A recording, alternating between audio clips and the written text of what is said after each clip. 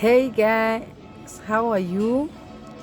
I hope you are excited like me today because now I'm too excited about today's lesson. Today's lesson is all about phonics. We'll be talking about phonics and how does phonics teach young children to read. On today's, we will be talking about the primary focus of phonics, general information about phonics and the benefits of phonics, limitation of phonics, resources required when learning phonics, different types of phonics, and the summary. We're going to start about what is phonics. Phonics is a method where children are taught how to read and write by learning how letters correspond to sound in a language. Through phonics reading, children learn to make connection between sound and letters.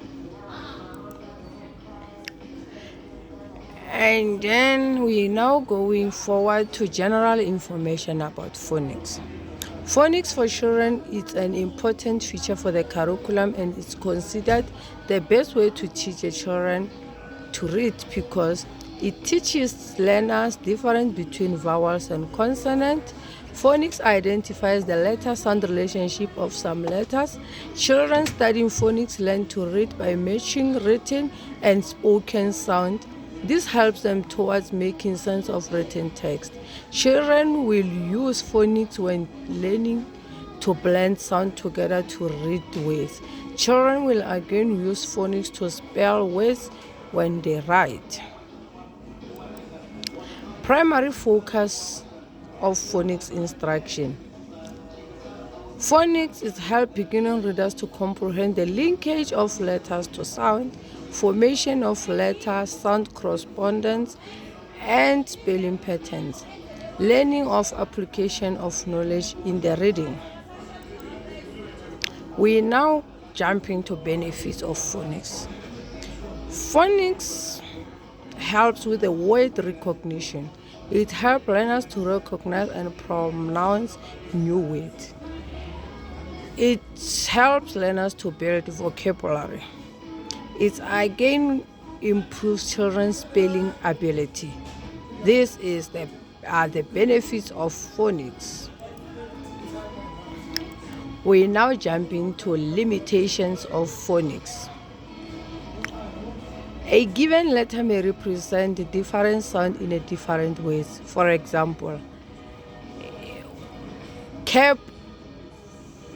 When we're talking about cap, some children will think of K, whereas it's C.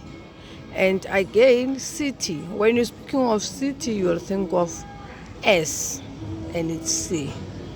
Again, some words are pronounced the same but spelled differently. For example, I knew it, as in like knew, but then it's like you're saying knew. Steal of a stealing and steal of a steel materials. Those are the limitations of phonics.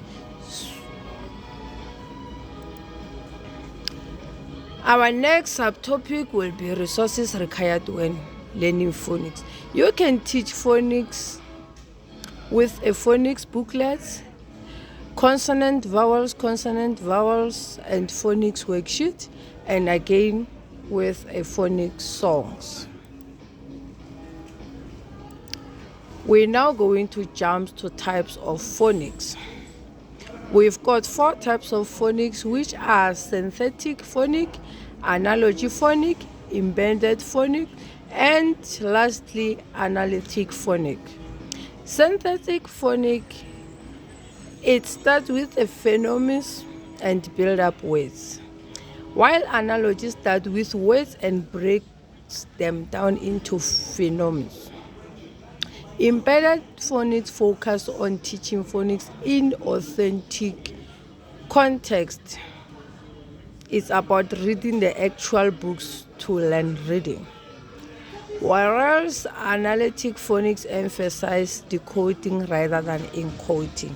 Those are our different types of phonics. So each and every learner can choose only one that will help them when reading.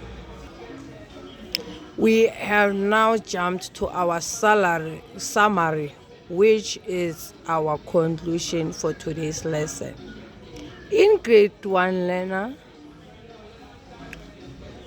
the alphabet of, in grade 1, the letters of the alphabet are introduced and children learn one sound for each. At that point, they can sound out, read sample, and short word. For example, bat, it can be B-A-T, and dog, it can be D-O-G.